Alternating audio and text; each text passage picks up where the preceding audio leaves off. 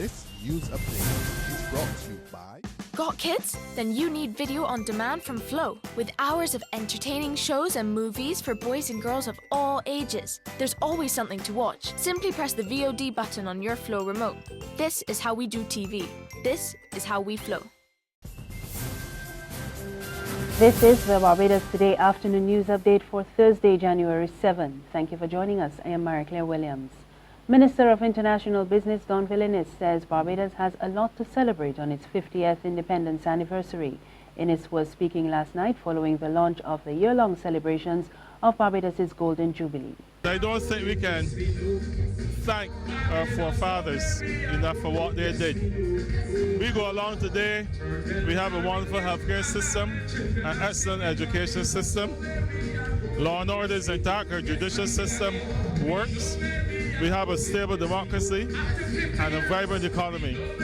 But we don't often recognize the invaluable contribution that our forefathers made in getting us to where we are today. And perhaps as we celebrate 50 years of independence, we ought first reflect on our Walter Barrow and those who laid that solid foundation, even those before Barrow, the Grandy Adams and those. Meanwhile, the celebrations have drawn mixed reactions from members of the public. While some have welcomed the program of activities, others believe it is too much for a country experiencing severe economic challenges. I think Barbados has developed and has developed with a generation gap. That is what I'm worried about. That there's a wide division between the youth of this country and the older people of this country. And I think this has come because a lot of things that should have been passed on was not passed on. And there is a separation of knowledge that should be passed on to the young people so that they'll be well aware that what they're getting now was fought for and what they're benefiting now was sacrifice. We Barbadians acknowledge and appreciate and be welcome in what the former Prime Minister, Mr. Walker Barrow, done for Barbados. Thank you. And I hope that we will acknowledge it and live up to it. They say we're in a crisis, right? And I don't think this is the appropriate time for this to be happening as a Barbadian, when so many people out there are suffering. Right now I am proud to be Bajan, I should say. I'm glad that I am alive, so like I said before, also that I have good memory that I can remember what's transpired. I expect Barbados to do great more things. The Urban Development Commission says it has been forced to rethink its development strategy following a decline in the number of homes constructed last year. The UDC Director, Derek Aline, is reporting a 25% drop in home construction, which he blames on a lack of funding. The Commission provides housing solutions, repairs and upgrades for clients in urban areas, and Aline is hoping that its fortunes will improve this year. Money has been tight last year, and what we had to do is engage a lot of sharing of projects, encourage the public to meet some of the costs and reduce the amount of new houses that we built. So although our number of projects declined by about, I think, 24-25%, I would say that we were still active. We still kept our active program going. So we didn't do any large-scale projects. And I anticipate that 2016 we will see an increase in activity, begin to feel we got a little bit more money coming on towards the end of the year, and I expect to get a bit more. Police are searching for individuals who broke into one of the island's car valet companies and drove off with a customer's vehicle. Managing Director and owner of Deals Car Valet Incorporated, Stuart Stout, says his premises were broken into shortly before 3 o'clock yesterday morning. He added that the perpetrators also ransacked the office. According to Stout, the Mitsubishi Lancer, which was stolen, can be stripped and used for part sales. In sports, the third and final test between Australia and the West Indies ended in a draw today at the Sydney Cricket Ground. This means Australia has won the series 2-0 and retained the Frank Worrell Trophy. Only 86.2 overs were possible on the first 4 days of the match because of heavy rain in Sydney.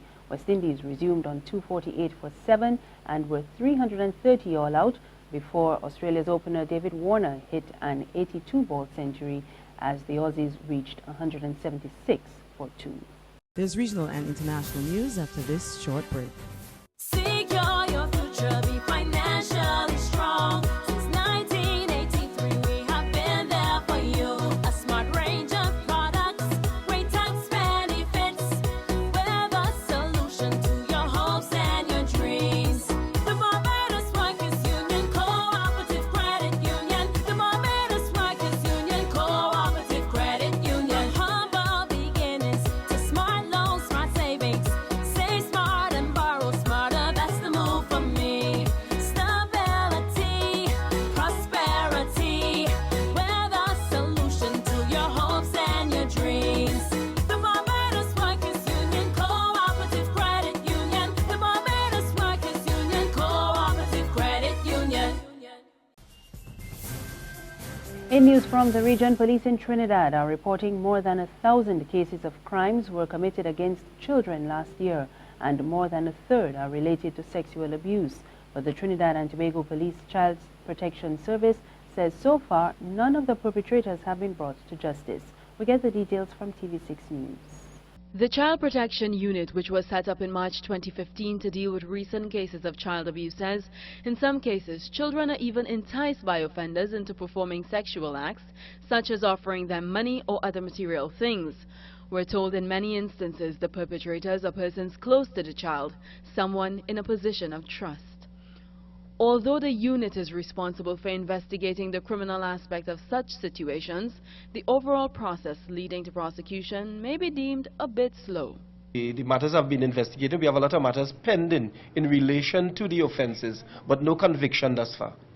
The TTPS is giving its word to find recourse for a Tobago mother who told TV6 News less than 2 months ago that a close male relative was caught attempting to have intercourse with her 10-year-old daughter, and the man remained an occupant of the house even after the matter was reported to police. We would look further into that report. You can give me that information, and I'll guarantee you that I would look further into it and ensure that something is done about that, because I'm not aware of such a situation. Meanwhile, we're told there has been an overall improvement in sex crimes in the country. Internationally, investigations are continuing as more women report that they were sexually assaulted during New Year's Eve celebrations in Cologne and other German cities. Authorities say large gangs of young North African and Arab men are behind the attacks. There are also questions in the wake of the incident as to whether the arrival of refugees has increased tension in the country. More in this BBC report. It's a potentially toxic mix. More than 100 women in Cologne reporting sexual harassment, robbery, even rape on New Year's Eve around the train station. Allegedly assaulted by groups of men described as of North African or Arab origin, in a country coming to terms with 1 million new migrants last year alone. The attacks appear organised, up to 1,000 men in groups surrounding women to hem them in before launching their assaults. New Year's Eve was last Thursday, but the news filtered out slowly. Originally, the Cologne police said it had been a peaceful night. When the story did emerge, the media was slow to report it. Pro- and anti-migrant demonstrators scuffled outside the station as police said they were investigating links to a criminal network of North African origin in nearby Düsseldorf. Demonstrators had targeted the ruling CDU party, which has welcomed so many refugees to Germany recently. The government says connecting the attacks to the issue of refugees is a misuse of the debate, but plenty are fearful. Mrs. Merkel, what do you say, reads this placard. And that's the news. There's more on our website, www.barbadostoday.bb. You can also subscribe to our e-paper, email updates, and like us on Facebook. We're on Izumi Media in bus terminals and Screenplay at supermarkets and gas stations near you. You can also tune into Channel 101 on Flow TV or Mix 96.9 FM for more news and sports. I am Mary Claire Williams. Good afternoon.